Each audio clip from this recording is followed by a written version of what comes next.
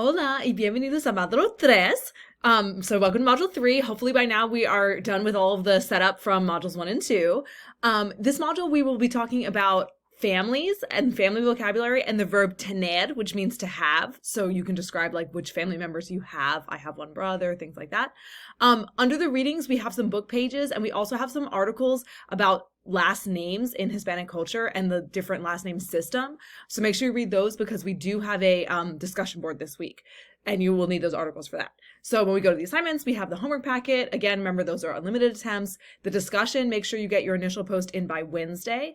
And remember that you need the article in the book and the extra articles that are posted under the readings for that. And then the speaking assignment, you're going to answer those questions about your family.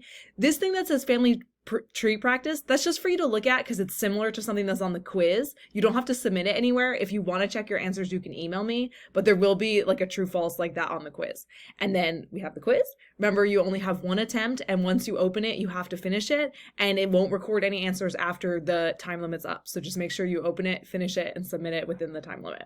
That's it. Let me know if you have any questions. Y nos vemos pronto. See you soon.